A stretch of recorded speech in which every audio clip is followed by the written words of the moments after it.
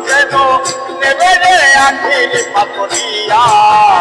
শোনো আল্লাহর প্রিয় বান্দা তোমাকে হয়তো আন্ধা কবুল করো না ঈমান কেন করো না তোরা মসজিদে যাও না কেন